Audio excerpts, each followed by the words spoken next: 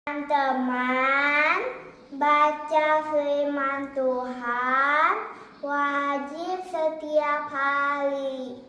Amin. Salam, selamat pagi dan salam sehat buat kita semua. Firman Tuhan pada hari ini, hari yang ke-244, tanggal 31 Agustus, diambil dari Injil Matius pasal 6 ayat 11. Nasihat tentang berdoa. Nats sebagai berikut. Berikanlah kami pada hari ini makanan kami yang secukupnya. Kemudian bacaan pagi diambil dari kitab Yunus pasal 4 ayat 10 sampai 11. Kemarahan Yunus dan pengampunan Allah. Bacaan malam Mazmur 18 ayat 1 sampai dengan 2. Lagu kemenangan Daud. Sebagaimana biasa pedoman kita dalam Agustus 2024 adalah topik hikmat dari Allah memelihara hidup. Dijabarkan dalam Pengkhotbah pasal 7 ayat 12, karena perlindungan hikmat adalah seperti perlindungan uang. Dan beruntunglah yang mengetahui bahwa hikmat memelihara hidup pemiliknya. Hikmat berada pada batin kita, dan yang memiliki hikmat beruntunglah, karena dapat memelihara hidup. Hikmat identik dengan uang. Kenapa dikatakan identik dengan uang? Karena siapapun orang, baik miskin, kaya, tua, besar, muda, kecil, pasti membutuhkan uang. Karena uang tersebut adalah suatu nilai yang bisa bernilai dari barang menjadi sesuatu nilai uang sebagai alat tukar, dan bisa dia sebagai alat menghitung berapa jumlah nilai yang dimiliki. Nah, kemudian dia bisa sebagai penyimpan nilai. Nah, maka itulah dikatakan perlindungan hikmat adalah seperti perlindungan uang. Demikian juga dengan hikmat. Hikmat itu sangat diperlukan dalam semua hal untuk menyelesaikan persoalan-persoalan yang kita hadapi. Apakah dalam krisis moral atau dalam krisis ekonomi, hikmat selalu diperlukan. Krisis politik, krisis pemerintahan, dan sebagainya. Semua memerlukan hikmat. Dan kalau kita lihat dalam Amsal 1 ayat yang ke-7, bahwa ilmu sejati menghormati dan takut akan Tuhan.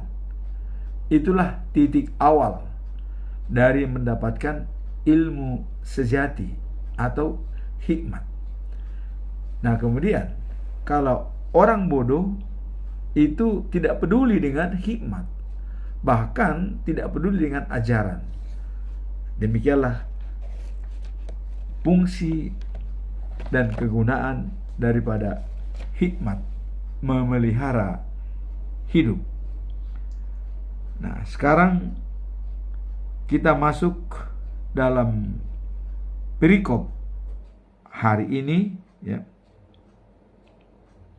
yaitu nasihat tentang berdoa. Nasihat yang terkandung dalam Matius 6 ayat 11, apakah makna nasihat tersebut? Nasihat yang terkandung dalam doa Matius 6 ayat 11 dikatakan, berikanlah kami pada hari ini makanan kami yang secukupnya. Ini mengajarkan kita tentang pentingnya mengandalkan Tuhan untuk kebutuhan sehari-hari. Mengapa dikatakan hari ini atau sehari-hari, bukan besok dan seterusnya? Tapi berikanlah kami pada hari ini. Dikatakan hari ini karena kita tidak bisa menjamin kalau besok kita masih hidup. Jadi sesuai dengan kebutuhan kita pada hari ini. Karena hari esok beda situasinya dan lain waktunya.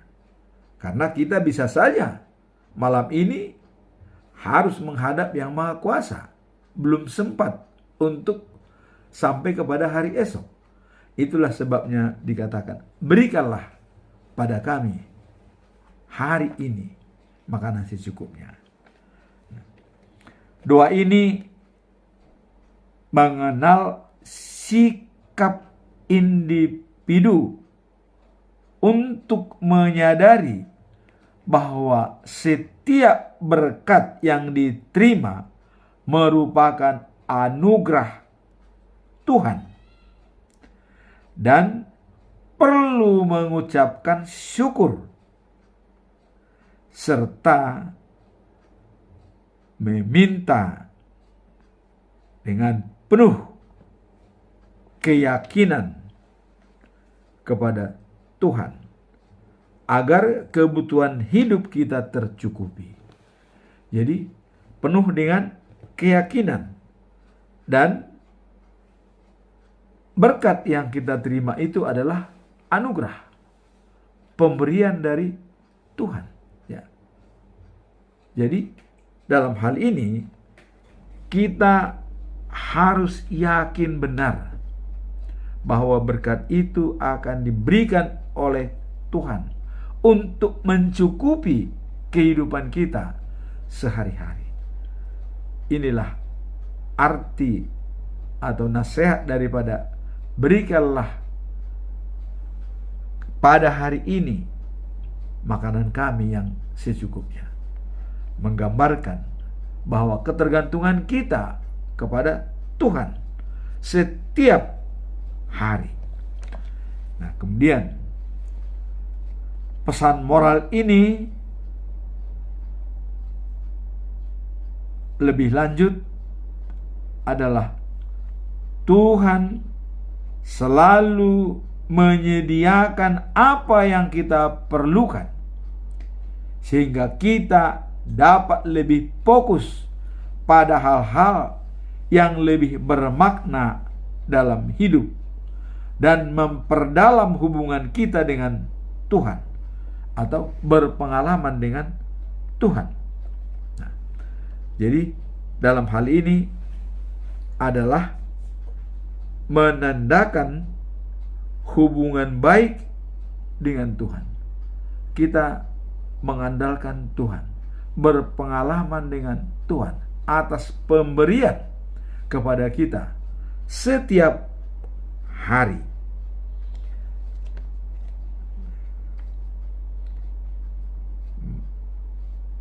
Dan kalau kita sudah berumur 80 tahun, apa yang bisa kita lakukan? Dan kalau kita lihat Musa berumur 80 tahun, dia berangkat dari Mesir membawa bangsa Israel ke tanah Kanaan. Bisa kita lihat seorang tokoh yang umur 80 tahun membawa bangsa itu keluar dari Mesir, dan tanpa membawa apa-apa mereka, hanya ternak dan juga makanan secukupnya. Coba kita lihat, dalam perjalanan 40 tahun ya, mereka hanya mengandalkan Tuhan. Dan pada waktu manna diturunkan oleh Tuhan, apakah bisa diambil untuk 2 hari? Tidak bisa. Semua ambil hari ini secukupnya ya, kecuali pada hari Sabat ya. Jadi pada hari Jumat mereka bisa mengumpulkan untuk 2 hari dengan persediaan untuk hari Sabat. Hanya 1 hari itu boleh mengambil kebutuhan 2 hari. Kalau hari pertama, kedua, ketiga, keempat, dan kelima cukup 1 hari, walaupun manna itu datang berkelimpahan. Coba, apa yang bisa kita lihat dari mendidik bangsa Israel untuk kepedulian kepada Tuhan setiap hari? Itu makanya dikatakan dalam doa, berikanlah pada kami pada hari ini makanan kami secukupnya. Supaya tetap peduli dan care kepada Tuhan. Kalau harian, berarti kita selalu meminta, memohon. Jadi selalu mengandalkan Tuhan. Inilah yang menjadi pesan moral dari perikop ini, bahwa kita harus tetap mengandalkan Tuhan setiap hari, karena kita tidak tahu apa yang terjadi hari esok. Kita tidak bisa menjamin kalau kita hidup keesokan hari. Maka hari ini kita minta sesuai yang kita butuhkan. Nah, kemudian nasihat tentang berdoa. Nah, ini ada nasihat tentang berdoa. Kalau berdoa kita jangan bertele-tele ya. Jangan bertele-tele. Artinya dalam doa kita harus jelas, konkret. Jangan abstrak. Apa yang kita minta jelas. Contoh abstrak ya. Begini doanya. Walaupun tidak kami sebutkan, Tuhan sudah tahu. Berikanlah itu kepada kami. Itu kurang bagus ya. Tuhan, apa yang tidak diketahui oleh Tuhan? Semua Tuhan tahu. Terus diberikan itu kepada kita. Wah, ini jadi tidak jelas. Doa pun harus konkret dan jelas. Jangan abstrak. Kalau misalnya kita sakit, yang sakit apa? Jantung. Jantungnya kita minta diperbaiki. Kalau kita sakit, yang sakit apa? Ginjalnya. Ginjalnya yang harus kita minta diperbaiki. Jadi konkret dan jelas. Jangan Tuhan mengetahui penyakit kami semua ini dan sembuhkanlah. Ya. Nah, jadi nasihat tentang berdoa juga harus jelas, konkret, dan apa yang kita minta. Nah, kemudian doa kita jangan berulang-ulang menyebut nama Tuhan, karena kita sudah berbicara. Kalau kita sudah berbicara, ya, cukup sekali kita mengatakan, Bapa yang di surga, dikuduskanlah namamu, datanglah kerajaanmu. Bukan, datanglah kerajaanmu Bapa, dikuduskanlah namamu Tuhan, beginilah Tuhan, beginilah Tuhan, beginilah Tuhan. Itu kurang. Kita sudah diajarkan berdoa ya. Bapa Tuhan Allah kami yang di surga, kami sujud kepadamu, kiranya Engkau memberikan kepada kami ini, dan pada hari ini kami merencanakan ini, dan semua yang kami kerjakan ini atas sepengetahuan-Mu, dan apabila ada hal-hal yang kurang berkenan, kami mohon untuk Engkau berikan. Jadi mengalir. Kita berbicara sama dengan berhadapan dengan paman misalnya. Ya. Selamat pagi paman. Saya minta ini paman. Tolong kami paman. Begini paman. Dan paman tolong. Begini paman. Coba. Masa paman-paman kita berhadapan, paman-paman terus dengannya? Kan tidak layak ya. Itulah dikatakan nasihat berdoa itu memang perlu. Makanya sudah diajarkan Yesus. Kalau Anda berdoa, filosofi berdoa adalah doa Bapa kami. Itulah dasar daripada berdoa. Apapun yang kita minta, itulah dasarnya. Bapa kami yang di surga, dikuduskanlah namamu, datanglah kerajaanmu, jadilah kehendakmu di bumi seperti di surga. Berikanlah kami pada hari makan kami secukupnya. Ampunilah kami, karena engkaulah punya kerajaan sampai selama. Jadi jelas, konkret, dan to the point. Jangan, wah begini kami ini Tuhan, tolonglah kami Tuhan. Wah begini kami ini Tuhan, begini ya Tuhan, begini ya Tuhan. Masa kita bilang Tuhan, Tuhan terus? Ada yang sampai mengatakan, sampai 100 kali mengatakan Tuhan. Padahal dia sudah berbicara dengan Tuhan. Berbicara dengan Tuhan, cukup sekali menyebut namanya. Udah, habis itu kita bicara dengan baik, luas. Ya, berpengalamanlah dengan Tuhan. Nah itulah nasihat tentang. Bukan saya katakan salah kalau kita berdoa mengatakan sampai 100 kali mengucapkan. Tapi kurang bagus. Bertele-tele katanya. Jangan bertele-tele. Konkret dan jelas. Itulah yang diajarkan dalam berdoa. Itulah tentang doa. Nah kemudian kita masuk dalam bacaan pagi, yaitu Yunus pasal 4 ayat 10 sampai 11. Kemarahan Yunus dan pengampunan Allah. Kemarin kita telah melihat apa pembicaraan Tuhan dengan Yunus. Ya. Di saat-saat terakhir, setelah pohon jarak yang menjalar itu ya tumbuh pada waktu malam hari ya, pagi hari tumbuh. Nah kemudian malam hari waktu subuh digerogoti oleh cacing dan keesokannya layu. Pada waktu tumbuh Yunus sangat senang karena dia berteduh di bawah daun yang menjalar itu, enak. Nah kemudian pada waktu subuh datanglah cacing, digerogotilah tanaman itu, ya. Kalau ini dikatakan pohon jarak katanya. Dan mati layu paginya. Keluar sinar matahari menembus Yunus sampai kepalanya, sampai hampir pingsan Yunus. Apa dikatakan? Ya. Yunus mengatakan dia kepanasan, ya. Karena sinar matahari ya dan tanaman yang tumbuh tersebut menjadi layu. Terus apa kata Yunus dengan dia sudah putus asa, dengan dia sudah merasa tidak nyaman lagi ya, kepanasan. Apa dikatakan? Lebih baik aku mati daripada hidup. Coba ya. Yunus mengatakan, lebih baik aku mati daripada hidup. Nah kemudian Allah mengatakan, engkau tak patut menjadi begitu sedih ya, karena tanaman itu. Jadi Allah mengatakan, kau tidak patut bersedih seperti itu. Dikatakan, lebih baik aku mati daripada hidup. Tidak pantas kau bicara seperti itu hanya karena tanaman yang mati itu, kata Tuhan Allah. Dan dijawab oleh Yunus ya. Mengapa tidak? Katanya.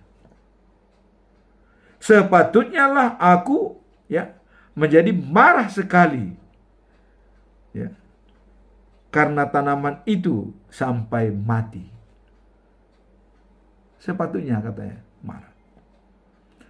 Kemudian Allah mengatakan, ya, tanaman itu tumbuh dalam 1 malam saja dan layu pada hari berikutnya.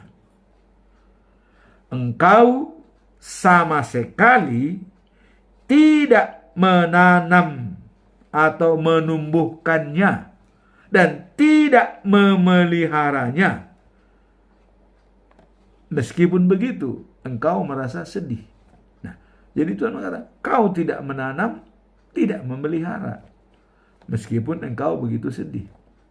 Nah, akhirnya diselesaikan atau diluruskan oleh Tuhan. Ya. masakan aku tidak sedih, ya, memikirkan Niniwe, kota yang besar itu.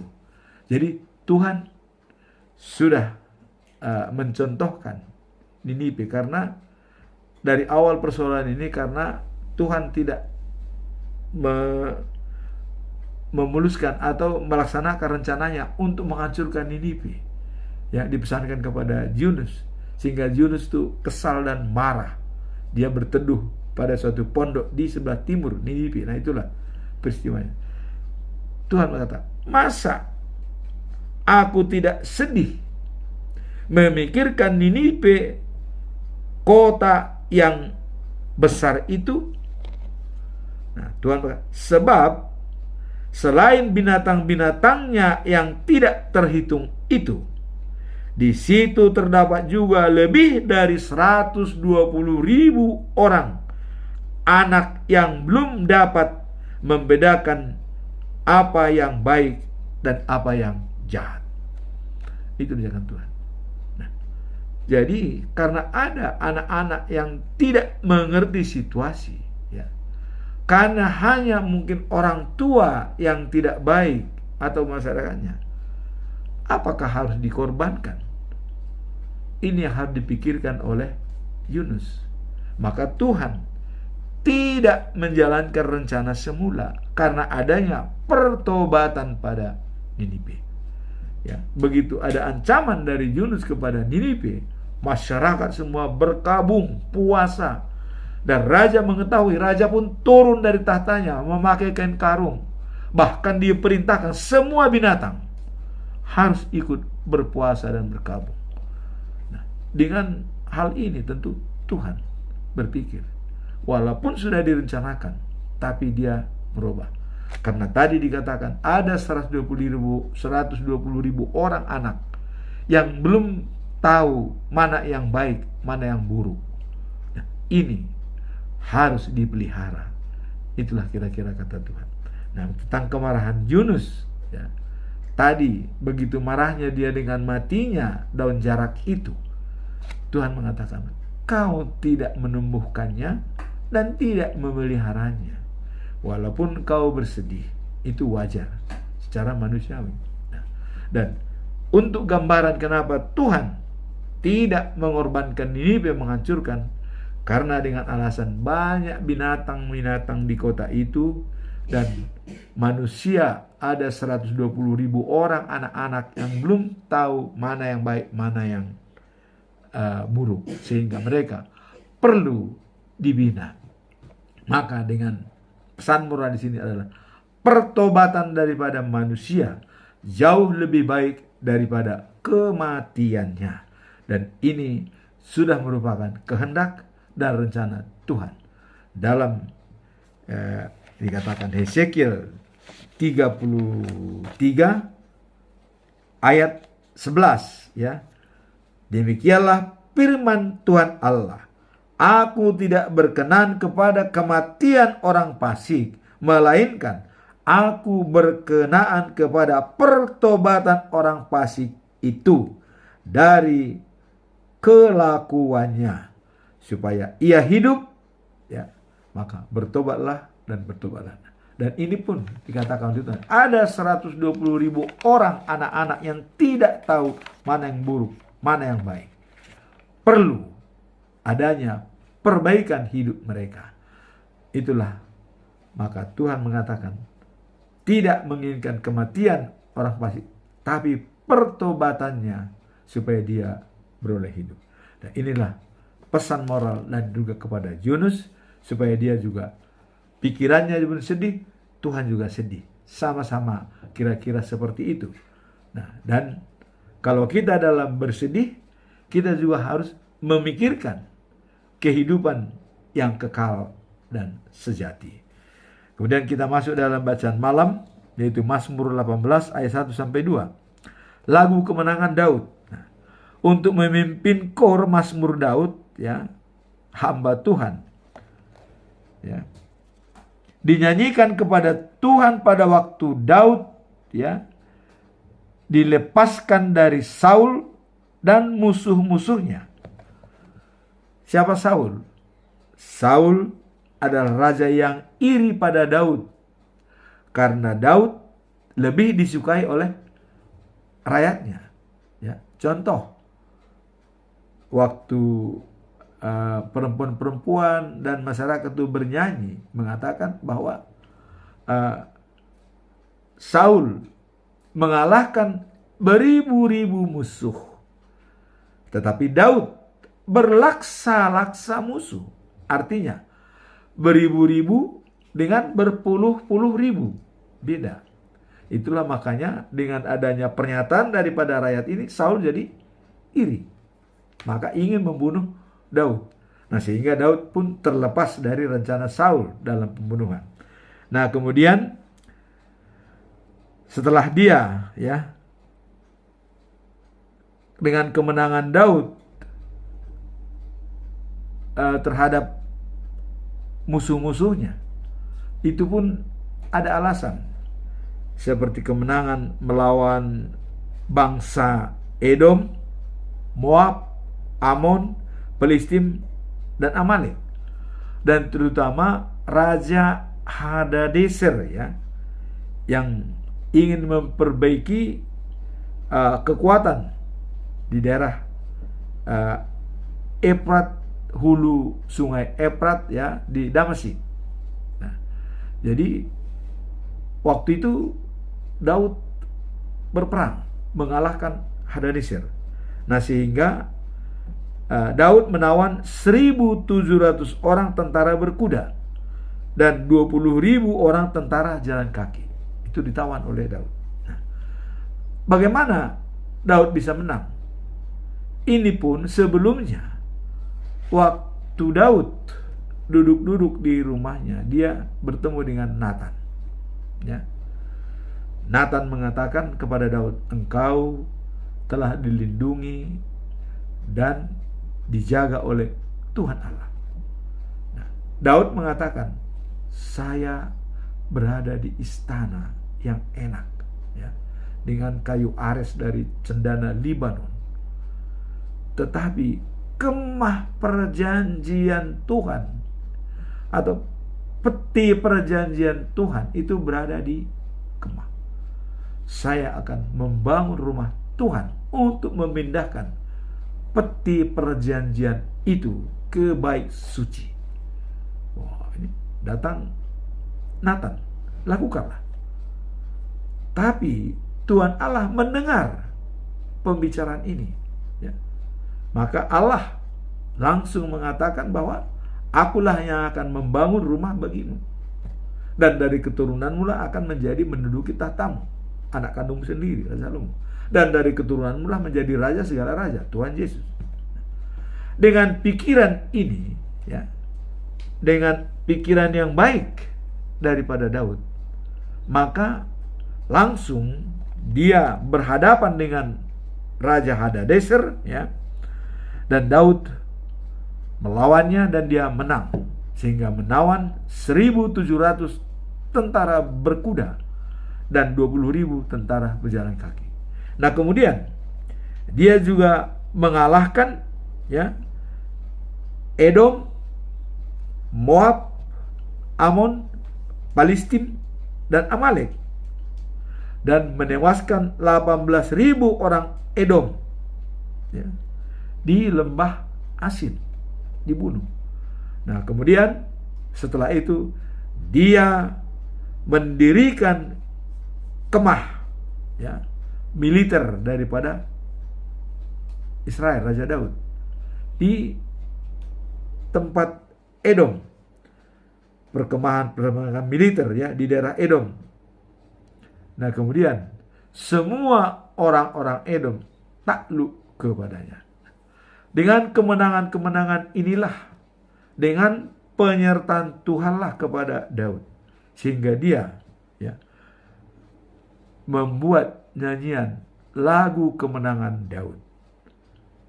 Dan dalam ayat 2 dikatakan bahwa Tuhan seperti benteng yang kuat, tempat aku berlindung.